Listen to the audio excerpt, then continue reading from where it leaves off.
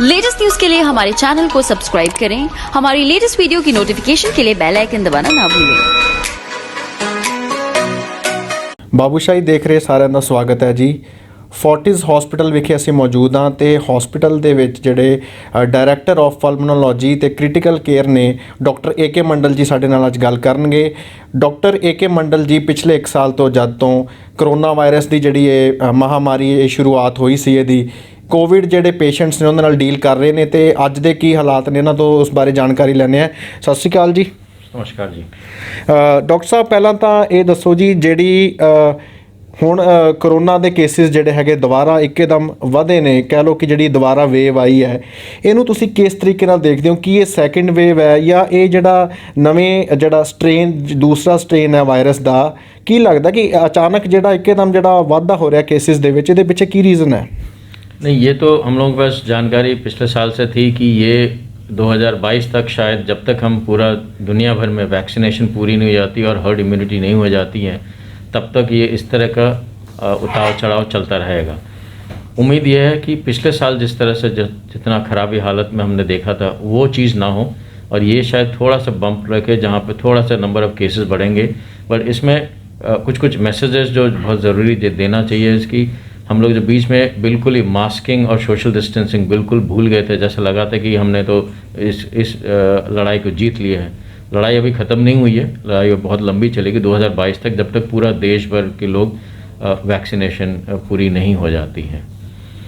ਜੀ ਕੀ ਲੱਗਦਾ ਜਿਹੜੀ ਦੁਬਾਰਾ ਇਹ ਜਿਹੜੇ ਕੇਸਿਸ ਵੱਧ ਰਹੇ ਨੇ ਇਹ ਕਿਉਂ ਵੱਧ ਰਹੇ ਨੇ? ਕਿਤੇ ਨਾ ਕਿਤੇ ਜਿਹੜੇ ਆਪਣੇ ਲੋਕਾਂ ਦੀ ਅਣਗਹਿਲੀ ਕਹਿ ਸਕਦੇ ਹੋ ਜਾਂ ਨੇਚਰ ਕਹਿ ਸਕਦੇ ਹੋ ਵਾਇਰਸ ਦਾ, ਤੁਹਾਨੂੰ ਇਹਦੇ ਪਿੱਛੇ ਕੀ ਲੱਗਦਾ?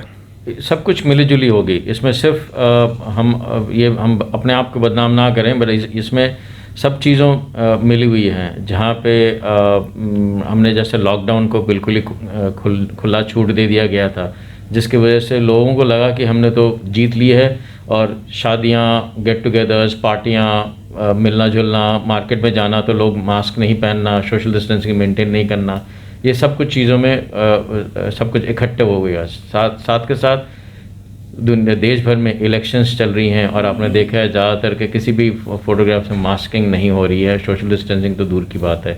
तो आई थिंक मल्टी फैक्टर है, सिर्फ एक सोसाइटी को हम अकेला बदनाम करेंगे तो वो चीज़ नहीं है। सब लोग आई थिंक हम लोगों ने इसमें उतना ही रिस्पॉन्सिबल हैं कि इस तरह से, और इस तरह के केसेस आगे चलते रहेंगे। जैसे अब स्कूल्स खुलेंगे, कॉलेजेस खुलेंगे, धीरे धीरे करके वो तब एक बार नंबर्स बढ़ेंगे क्योंकि वहाँ से फिर लोग इकट्ठे होंगे और फिर नंबर्स फिर बढ़ने लग जाएंगे और इस तरह से वेविंग पैटर्न बीच में कम हो जाएगी। फिर हमें लगेगा कि हम जीत गए हैं, फिर नंबर्स बढ़ने लग जाएंगे। तो ये जैसे त्योहारों और सारा कुछ जितना मिलता जुलता हुआ है, अब जाके ये नंबर्स हम अभी दिख रहे हैं और ये राइजिंग ट्रेंड। और ये पिछले साल से, जैसे पिछले साल मार्च और अप्रैल में जैसे रवैया शुरू हुआ था, केरला से शुरू हुआ, महाराष्ट्र में आया, फिर दिल्ली और पंजाब की तरफ आगे बढ़ता गया, इसी तरह से सेम वेव पैटर्न हम दोबारा देख रहे हैं।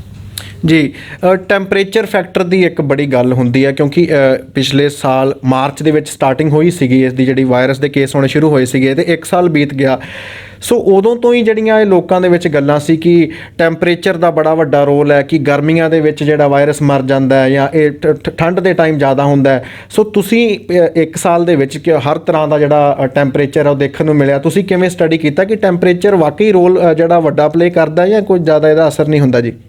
नॉर्मली बहुत अच्छा सवाल पूछा आपने। नॉर्मली वायरस के साथ जैसे इन्फ्लुएंजा हो गया, वायरस के साथ हम ठंड के साथ ज़्यादातर हम इसको जोड़ते हैं। पर ये एक वायरस है जो आपने देखा है पिछले मार्च अप्रैल मई जून में किस तरह से बॉम्बे, महाराष्ट्र, दिल्ली में किस तरह से तबाही पहुंचाई थी। तो ये एक ऐसा वायरस है जो अलग अलग स्टेट जैसे वो फैलता गया वैसे नंबर्स बढ़ते गए। हर एक का अलग अलग टाइम में पीक आया। महाराष्ट्र का अलग पीक आया, दिल्ली का अलग पीक आया, पंजाब में अलग पीक आया, बीच के डाउन साउथ में अलग से पीक्स आए, ईस्ट में अलग से पीक्स आए। तो इस तरह से अलग अलग टाइम पे जैसे फैलते जाएगी तो ये टेम्परेचर और हम लोग जैसा कि गर्मी आएगी तो शायद वायरस ख़त्म हो जाएगा, गलत फहमी है। ਜੀ ਡਾਕਟਰ ਸਾਹਿਬ, ਜਿਹੜਾ ਹੈਲਥ ਵਰਕਰਸ ਦੇ ਵੱਲੋਂ ਖਾਸ ਤੌਰ ਤੇ ਅਪੀਲ ਕੀਤੀ ਜਾਂਦੀ ਹੈ ਹਮੇਸ਼ਾ ਤੋਂ ਕਿ ਪ੍ਰੀਕਾਸ਼ਨਸ ਜਿਹੜੇ ਨੇ ਉਹ ਸਭ ਤੋਂ ਜ਼ਰੂਰੀ ਨੇ, ਕਿ ਅਗਰ ਪ੍ਰੀਕਾਸ਼ਨਸ ਲਏ ਜਾਣਗੇ ਤਾਂ ਸ਼ਾਇਦ ਇਹ ਕੰਟਰੋਲ ਕਰ ਸਕਦੇ ਆ। ਤੇ ਪ੍ਰੀਕਾਸ਼ਨਸ ਦੇ ਵਿੱਚ ਸਭ ਤੋਂ ਜਿਹੜੀ ਮੇਨ ਗੱਲ ਆਉਂਦੀ ਹੈ ਕਿ ਗੈਦਰਿੰਗਸ ਦੀ, ਕਿ ਸੋਸ਼ਲ ਗੈਦਰਿੰਗਸ ਜਿਹੜੀਆਂ ਉਹ ਘੱਟ ਤੋਂ ਘੱਟ ਹੋਣੀਆਂ ਚਾਹੀਦੀਆਂ।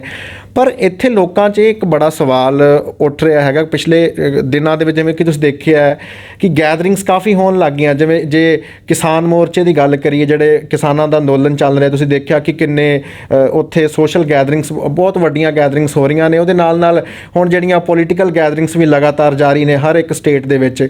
ਪਰ ਉੱਥੇ ਕੁਛ ਐਵੇਂ ਦਾ ਦੇਖਣ ਨੂੰ ਨਹੀਂ ਮਿਲਿਆਗਾ, ਜੇ ਆਪਾਂ ਕਿਸਾਨ ਮੋਰਚੇ ਦੀ ਵੀ ਗੱਲ ਕਰੀਏ ਜਾਂ ਜੇ ਪੋਲੀਟੀਕਲ ਗੈਦਰਿੰਗਸ ਦੀ ਵੀ ਗੱਲ ਕਰੀਏ, ਕਿ ਕੁਛ ਕੇਸਿਸ ਉੱਥੇ ਵਧੇ ਹੋਣ ਜਾਂ ਲੋਕਾਂ ਨੂੰ ਕੋਈ ਤਕਲੀਫ, ਜਾਂ ਸੋ ਲੋਕ ਕਿਤੇ ਨਾ ਕਿਤੇ ਬੇਫਿਕਰ ਇਸ ਕਰਕੇ ਵੀ ਨੇ ਕਿ ਯਾਰ ਇੰਨੀ ਭੀੜ ਵਾਲੇ ਥਾਵਾਂ ਤੇ ਵੀ ਜਿਹੜਾ ਹੈਗਾ ਇੰਨਾ ਅਸਰ ਨਹੀਂ ਦਿਖ ਰਿਹਾ। ਸੋ ਫਿਰ ਇਹ ਗੈਦਰਿੰਗਸ ਦੀ ਗੱਲ ਇੰਨੀ ਕਿਉਂ ਹੁੰਦੀ ਹੈ ਜੀ? सो इसमें बहुत अच्छा पॉइंट है ये कि जहाँ पे इतने सारे इलेक्शनिंग और जो एक सारा कुछ जब हम धरना देते हैं तो इसमें वहाँ पे क्यों नहीं फैल रही इतने ज़्यादा से। हो सकता है ज़्यादातर लोग इसमें जो पार्टिसिपेट करते हैं वो यंगस्टर्स हैं, कम उम्र के लोग हैं। इसलिए जब माइग्रेशन हुआ था, जब लॉकडाउन बीच में खोला गया था, जो इतने सारे लोग फंसे हुए थे अलग अलग शहरों में, अलग अलग घर से बहुत दूर फंसे हुए थे, वो लोग जब गए थे तब इतने नंबर्स नहीं बढ़े थे और वो इतने तैनात में इन्वॉल्व नहीं हुए थे और ना ही अफेक्टेड हुए थे। हो सकता है कि ये सारा पॉपुलेशन जो हम बात कर रहे हैं ये शायद यंगस्टर्स हैं और हट्टे कट्टे हैं, वेल टू डू हैं इन टर्म्स ऑफ कि जिनका फिजिक अच्छा हो, हेल्थ अच्छा मेंटेन किया, कोई डिजीज़ नहीं हो सकता है उनको इन्फेक्शन हो, वो उनके तक आई है बट वो उनसे वो बीमार नहीं पड़े और आगे वो ना फैला। बट इसमें प्रॉब्लम क्या होती है इस बीमारी में, अगर मैं एसिम्प्टोमेटिक हूँ, मतलब मेरे अंदर इन्फेक्शन है, मुझे वायरस ने इन्फेक्ट किया बट मेरे को कोई सिम्टम्स नहीं हो रहा है, बट मेरे से साथ वाला कोई अगर आएगा, अगर वो यंगस्टर होगा तो शायद वो उस बीमारी से लड़ लेगा। बट अगर कोई बुजुर्ग होगा या डायबिटिक या कार्डियक डिजीज़ वाला कोई पेशेंट होंगे साथ में, तो शायद उनको इफेक्ट, मेरे से उनको इन्फेक्शन फैल जाएगी। इन्फेक्शन इस तरह से इस वायरस में फैलती है और यही हम लोगों के जो गैदरिंग से हम लोग रोकना चाहते हैं कि हम लोग ये अगर मिनिमाइज़ कर सकते हैं, सोशल डिस्टेंसिंग और मास्किंग अगर हम मेंटेन करें और साथ के साथ जैसे लोग अब जो जैसे वैक्सीनेशन बहुत अपना रहे हैं लोग, बहुत पॉजिटिव साइन है, हम इसी से हम शायद रोक पाएंगे इस बीमारी का। ਜੀ ਵੈਕਸੀਨੇਸ਼ਨ ਦੀ ਤੁਸੀਂ ਗੱਲ ਕੀਤੀ ਹੈ, ਇਹ ਜਿਹੜੀ ਹਾਲ ਹੀ ਦੇ ਵਿੱਚ ਸਟਾਰਟ ਹੋ ਗਈ ਇੰਡੀਆ ਦੇ ਵਿੱਚ, ਤੇ ਮੋਹਾਲੀ ਡਿਸਟ੍ਰਿਕਟ ਦੇ ਵਿੱਚ ਵੀ ਜਿਹੜੀ ਹੈ ਫੇਸਿਸ ਵਾਈਜ਼ ਵੈਕਸੀਨੇਸ਼ਨ ਜਿਹੜਾ ਚੱਲ ਰਿਹਾ ਹੈਗਾ। ਸਰਕਾਰੀ ਦੇ ਨਾਲ ਨਾਲ ਪ੍ਰਾਈਵੇਟ ਹਸਪੀਟਲਸ ਵੀ ਜਿਹੜੀ ਹੈਗੀ ਹੈ ਸਟਾਰਟ ਹੋਈ ਹੈ। ਸੋ ਸਭ ਤੋਂ ਪਹਿਲਾਂ ਤਾਂ ਥੋੜਾ ਇਹਦੇ ਬਾਰੇ ਦੱਸੋ ਕਿ ਕਿੰਨੇ ਤਰ੍ਹਾਂ ਦੀਆਂ ਵੈਕਸੀਨ ਨੇ ਜਿਹੜੀਆਂ ਪ੍ਰਾਈਵੇਟ ਹਸਪੀਟਲਸ ਜਿਹੜੀਆਂ ਇਹਨਾਂ ਨੂੰ ਅਪਣਾ ਰਿਹਾ, ਕਿਹੜੀਆਂ ਵੈਕਸੀਨ ਨੇ ਤੇ ਕਿਸ ਫੇਸਿਸ ਦੇ ਵਿੱਚ ਚੱਲ ਰਹੀਆਂ ਨੇ, ਤੇ ਕਿੰਨਾ ਨੂੰ ਇਹ ਲੱਗ ਰਹੀ ਹੈ, ਤੇ ਕਿੰਨਾਂ ਨੂੰ ਜਿਹੜੇ ਆਉਣ ਵਾਲੀ ਪਲੈਨਿੰਗਸ ਕੀ ਹੈ ਪ੍ਰਾਈਵੇਟ ਹਸਪੀਟਲਸ ਦੀਆਂ ਜੀ?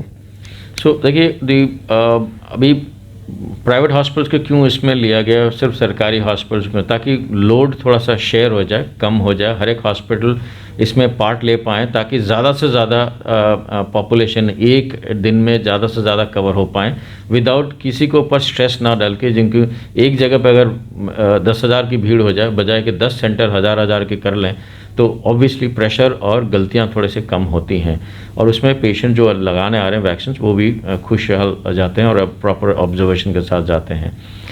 सो इसलिए प्राइवेट सेक्टर को इन्वॉल्व किया गया है। सेकेंडली, वैक्सीन्स कई प्रकार के दुनिया भर में आपने देखा होगा पेपर में, फाइज़र का है, मॉडर्ना का है, एस्ट्राजेनेका का है, जो आजकल बहुत बातचीत चल रही है, बहुत सारे देश हैं उसमें मना कर रहे हैं।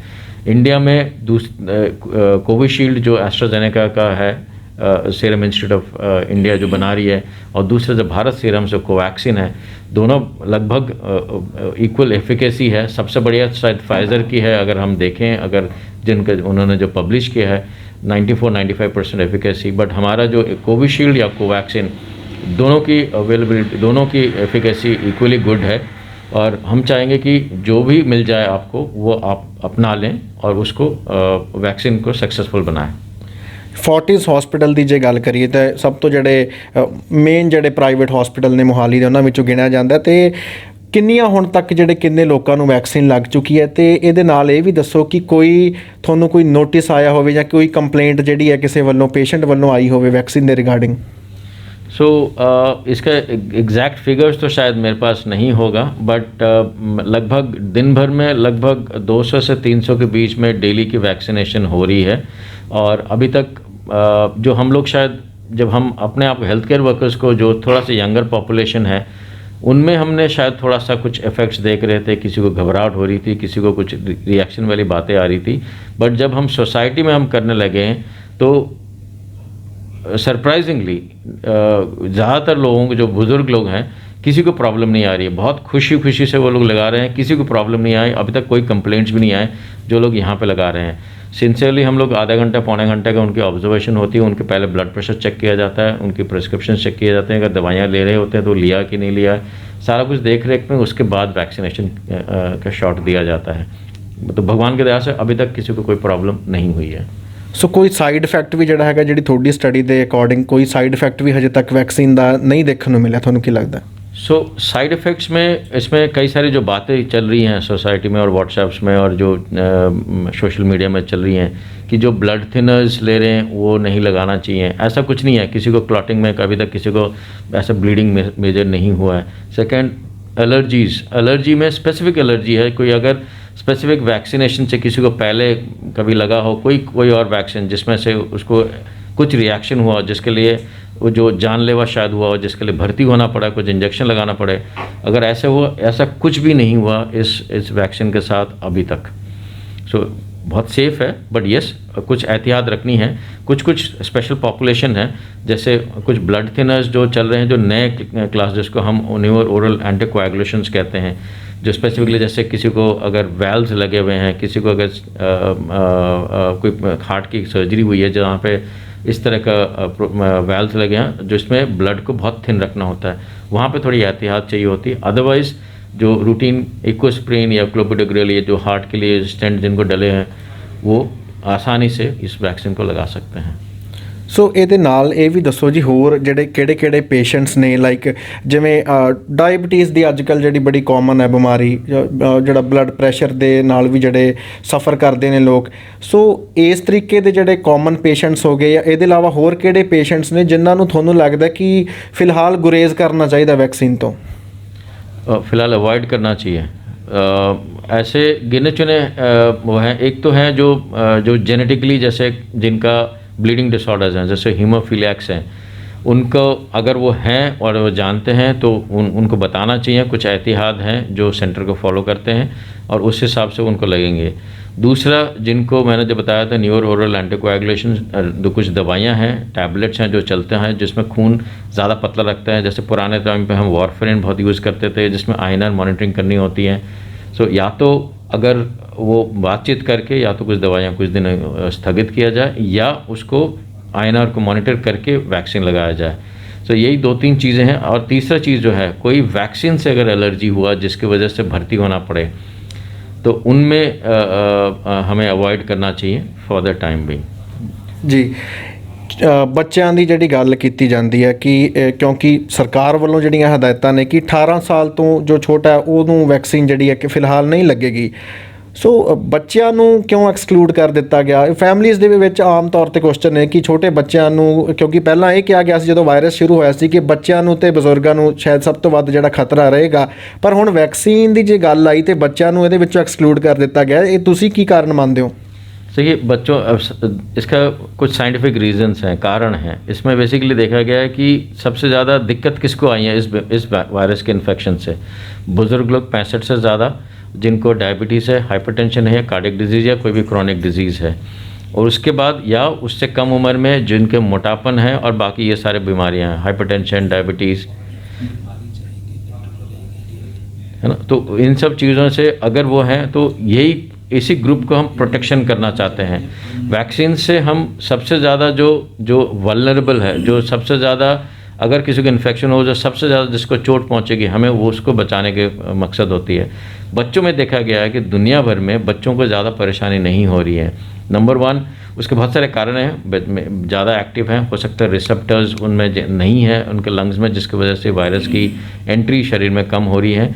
But at the same time बच्चों को बहुत अच्छा चल रहा है, और जिसकी वजह से बच्चों के ऊपर स्टडीज़ भी नहीं हुए हैं अभी तक, जिसके कारण अभी इंडिकेशन नहीं है वैक्सीन। हो सकता है आने वाले टाइम में इंडिकेशन आ जाए कि बच्चों को भी लगा सकते हैं, बट अभी 18 साल से नीचे को हम वैक्सीनेशन ऑफर नहीं कर सकते हैं। ਜੀ ਡਾਕਟਰ ਸਾਹਿਬ ਐਂਟੀਬਾਡੀਜ਼ ਦਾ ਜਿਹੜਾ ਬੜਾ ਜਿਹੜਾ ਇੰਪੋਰਟੈਂਟ ਰੋਲ ਮੰਨਿਆ ਗਿਆ ਕਰੋਨਾ ਵਾਇਰਸ ਦੇ ਵਿੱਚ ਤੇ ਹੁਣ ਵੈਕਸੀਨ ਦੇ ਵਿੱਚ ਵੀ ਕਹਿ ਲਓ ਕਿ ਇੱਕ ਇਹ ਦੱਸੋ ਕਿ ਐਂਟੀਬਾਡੀਜ਼ ਨੇ ਹੁਣ ਜਿਨ੍ਹਾਂ ਨੂੰ ਵੈਕਸੀਨ ਲੱਗ ਰਹੀ ਨੇ ਵੈਕਸੀਨ ਦੇ ਸ਼ਾਟ ਜਿਨ੍ਹਾਂ ਨੂੰ ਲੱਗ ਗਏ ਕਦੋਂ ਤੱਕ ਤੁਹਾਨੂੰ ਲੱਗਦਾ ਕਿ ਐਂਟੀਬਾਡੀਜ਼ ਬੰਦੇ ਦੀ ਬਾਡੀ ਦੇ ਵਿੱਚ ਜਿਹੜੀਆਂ ਬਣ ਜਾਂਦੀਆਂ ਨੇ ਤੇ ਫਿਰ ਇਹ ਕਦੋਂ ਤੱਕ ਰਹਿੰਦੀਆਂ ਨੇ ਕਿ ਕਦੋਂ ਤੱਕ ਉਹ ਸੇਫ ਕਹਿ ਸਕਦੇ ਹਾਂ ਕਿ ਉਹ ਸੇਫ ਰਹੇਗਾ ਜਿਹਨੂੰ ਵੀ ਵੈਕਸੀਨ लगेगी जी? सो कोविड के पहले कभी भी हम लोग कभी एंटीबॉडी की हम बात नहीं करते थे। मतलब जैसे आप इन्फ्लुएंजा के वैक्सीन हम लोग सब लगाते हैं हेल्थ केयर वर्कर्स पिछले कई सालों से जब से स्वाइन फ्लू का प्रचलन हुआ था। बट कोविड के एंटीबॉडीज़ में हम लोगों को लगता है कि ये हम लोग शायद बहुत ज़्यादा ढूंढ रहे हैं कि हम इसकी एफिकेसी क्या है, कैसे इसकी कामयाबी रहेगी। कुल मिला के जो अगर हम आपके सवाल का जवाब देना चाहें तो सेकंड शॉट के मतलब दूसरे इंजेक्शन के अगले 2 हफ्ते तक उसके बाद हमारे शरीर में एंटीबॉडीज़ एडिक्वेट बनेंगी कि हम अगर इन्फेक्शन इस तरह के वायरस अगर मेरे शरीर में आए तो शायद मेरे को ज़्यादा से ज़्यादा माइल्ड होगा या मेरे को कुछ प्रॉब्लम नहीं होगी या मैं एसिम्प्टोमेटिक रहूँगा, मतलब कोई तकलीफ़ नहीं होगी। तो उसके लिए नॉर्मली 40-42 दिन फर्स्ट शॉट के बाद, मतलब सेकंड शॉट 28 दिन, तो उसके 2 हफ्ते बाद से एंटीबॉडी बनने लग जाएगी। और कुल मिला के जो अभी तक जो स्टडीज़ बता रही हैं कि हो सकता है 9 महीने तक शायद ये एफिकेसी रहेगी। बट वो वक्त बताएगा आगे कैसा कि एक और शॉट लगेगी या यही कामयाब रहेगी आगे के लिए। ਜੀ ਆਮ ਲੋਕਾਂ ਨੇ ਅਗਰ ਜੇਕਰ ਵੈਕਸੀਨ ਜਿਹੜੀ ਹੈ ਲਵਾਉਣ ਦੇ ਵਿੱਚ ਇੰਟਰਸਟਿਡ ਨੇ ਤੇ ਕੀ ਪ੍ਰੋਸੀਜਰ ਫੋਲੋ ਕਰਨਾ ਚਾਹੀਦਾ ਜੇ ਪ੍ਰਾਈਵੇਟ ਹਸਪੀਟਲਸ 'ਚ ਜੇ ਉਹ ਆ ਕੇ ਲਵਾਉਣੀ ਚਾਹਣ ਉਹਦੇ ਬਾਰੇ ਦੱਸੋ। ਤੇ ਸੈਕੰਡਲੀ ਇਹਦਾ ਕੀ ਪ੍ਰਾਈਸ ਜਿਹੜਾ ਹੈਗਾ ਕੀ ਪ੍ਰਾਈਵੇਟ ਹਸਪੀਟਲ ਦੇ ਵਿੱਚ ਕੀ ਰੱਖਿਆ ਗਿਆ ਹੈਗਾ ਇਹਦੇ ਬਾਰੇ ਥੋੜਾ ਦੱਸੋ ਜੀ। सो देखिए, इसमें ज़रूरी नहीं कि आपने प्राइवेट हॉस्पिटल में आके ही लगवाएं, आप कहीं भी लगवाएं, इंजेक्शन वही है, वैक्सीन वही है, कोई अलग नहीं है। सरकारी में शायद थोड़ा सा भीड़ ज़्यादा होता होगा, प्राइवेट में 250 रुपये की खर्चा है जो सरकार ने लागू किया हुआ है कि हर एक सेंटर प्राइवेट सेंटर 250 रुपये चार्ज कर सकता है। उसमें आई थिंक 150 रुपये वैक्सीन की कॉस्ट है और 100 रुपये अस्पताल की ओवरहेड कॉस्ट्स हैं। सो 250 रुपये बहुत ज़्यादा नहीं है, बट फिर भी वैक्सीनेशन लगाना है, करवाना है, कहाँ करवाना है इट इज़ नॉट इम्पॉर्टेंट। चाहे आप सरकारी में कराएं या प्राइवेट में कराएं, कहीं भी कराएं, करा सकते हैं, कोई दिक्कत नहीं जी। ਸੋ ਆਖਰੀ ਸਵਾਲ ਪੁੱਛਾਂਗੇ ਡਾਕਟਰ ਸਾਹਿਬ, ਜਿਹੜਾ ਫਿਊਚਰ ਹੈ ਕਰੋਨਾ ਵਾਇਰਸ ਦਾ ਆਉਣ ਵਾਲਾ ਜਿਹੜਾ ਫਿਊਚਰ ਹੈ ਉਹਨੂੰ ਤੁਸੀਂ ਕਿਸ ਤਰੀਕੇ ਨਾਲ ਦੇਖਦੇ ਹੋ? ਕਿਉਂਕਿ ਪਿਛਲੇ 1 ਸਾਲ ਤੋਂ ਤੁਸੀਂ ਕੋਵਿਡ ਪੇਸ਼ੈਂਟਸ ਦੇ ਨਾਲ ਲਗਾਤਾਰ ਡੀਲ ਕਰ ਰਹੇ ਹੋ ਤੇ ਕੀ ਸਟੱਡੀ ਕੀਤਾ ਤੇ ਫਿਊਚਰ ਕਿਵੇਂ ਤੁਸੀਂ ਦੇਖ ਰਹੇ ਹੋ ਕਿ ਕੀ ਇਹ ਬਿਮਾਰੀ ਇੰਡੀਆ ਦੇ ਵਿੱਚ ਖਤਮ ਕਦੇ ਹੋ ਪਾਏਗੀ ਜਾਂ ਇਸੇ ਤਰੀਕੇ ਨਾਲ ਇਹਦੀਆਂ ਜਿਹੜੀਆਂ ਵੇਵਸ ਨੇ ਆਉਂਦੀਆਂ ਜਾਂਦੀਆਂ ਰਹਿਣਗੀਆਂ? ਕੀ ਮੰਨਣਾ ਤੁਹਾਡਾ 1 ਸਾਲ ਦਾ ਤਜਰਬਾ ਕੀ ਕਹਿੰਦਾ? तो जो अभी तक जो हम लोगों को जो फील हो रहा है कि इस तरह से वेव के पैटर्न्स में आएगा या जाएगा या रहेगा ये हमारे साथ 2022 तक, क्योंकि हमें नहीं लग रहा है कि उसके पहले तक हम शायद पूरे देश भर को वैक्सीनेट कर पाएंगे और ना ही दुनिया भर में, क्योंकि अगर देश भर को भी अगर हम वैक्सीनेट कर लें, लोग आते जाते रहेंगे, बाहर से आएंगे, अंदर यहाँ से बाहर भी जाएंगे, तो जब तक दुनिया भर में ये और 2022 तक अंदाज़न कि ये शायद वैक्सीनेशन पूरी तौर से कंप्लीट हो जाएगी। उसके बाद फिर हर्ड इम्यूनिटी या इम्यूनिटी डेवलप होगी जिससे हम शायद तब कह सकते हैं कि शायद इस बीमारी के ऊपर हम जीत पा लिया है। नंबर 2, जो हम लोग जो सीखा है कि इस बीमारी में अगर आपको लक्षण हो रहे हैं जल्द से जल्द टेस्ट करवाएं, चाहे वैक्सीन लगा हो या ना लगा हो, दैट इज़ नॉट इम्पॉर्टेंट। यह है कि आप जल्द से जल्द टेस्ट कर लें और अगर आप पॉजिटिव आ रहे हैं जल्द से जल्द इलाज अपने लोकल डॉक्टर या सरकारी डॉक्टर या प्राइवेट डॉक्टर जिनके पास भी जाना चाहते हैं आप जाएँ और सलाह मशवरा करके आप उनसे दवाइयाँ उपलब्ध कराएं। अगर अर्ली ट्रीटमेंट मतलब जल्द से जल्द जब से आइडेंटिफिकेशन हो जल्दी आइडेंटिफाई करें, जल्दी ट्रीटमेंट पे आएँ, सबसे बढ़िया रिस्पांस उसी में आ रही है। और यही पिछले 1 साल से हम लोग सबसे बढ़िया लर्निंग तो यही रहा है ਜੀ। ਬਹੁਤ ਬਹੁਤ ਸ਼ੁਕਰੀਆ ਜੀ। ਸੋ ਡਾਕਟਰ AK ਮੰਡਲ ਜੀ ਮੋਹਾਲੀ ਦੇ ਫੋਰਟਿਸ ਹਸਪੀਟਲ ਤੋਂ ਗੱਲਬਾਤ ਕਰ ਰਹੇ ਸੀਗੇ। ਪਿਛਲੇ 1 ਸਾਲ ਤੋਂ ਜਦੋਂ ਤੋਂ ਕਰੋਨਾ ਵਾਇਰਸ ਦੀ ਸ਼ੁਰੂਆਤ ਹੋਈ ਪੇਸ਼ੈਂਟਸ ਜਿਹੜੇ ਆਉਣ ਲੱਗੇ ਸੀਗੇ ਉਦੋਂ ਤੋਂ ਲੈ ਕੇ ਹੁਣ ਤੱਕ ਜਿਹੜੇ ਲਗਾਤਾਰ ਇਸ ਨਾਲ ਡੀਲ ਕਰ ਰਹੇ ਨੇ ਤੇ ਇਹਨਾਂ ਨੇ ਦੱਸਿਆ ਕਿ 2022 ਤੱਕ ਜਿਹੜਾ ਹੈ ਇਹ ਵਾਇਰਸ ਇਸੇ ਤਰੀਕੇ ਨਾਲ ਬਰਕਰਾਰ ਰਹਿ ਸਕਦਾ ਹੈ ਜੇ ਭਵਿੱਖ ਬਾਰੇ ਗੱਲ ਕੀਤੀ ਹੈ। ਬਾਕੀ ਆਉਣ ਵਾਲੇ ਹਾਲਾਤ ਜਿਹੜੇ ਨੇ ਉਹ ਕੁਝ ਵੀ ਕਹਿ ਸਕਦੇ ਨੇ। ਮੋਹਾਲੀ ਤੋਂ ਕੈਮਰਾਮੈਨ ਆਕਾਸ਼ ਦੇ ਨਾਲ Harshbab Singh Sidhu, Babushahi times. Latest news के लिए हमारे चैनल को सब्सक्राइब करें। हमारी लेटेस्ट वीडियो की नोटिफिकेशन के लिए बेल आइकन दबाना ना भूलें।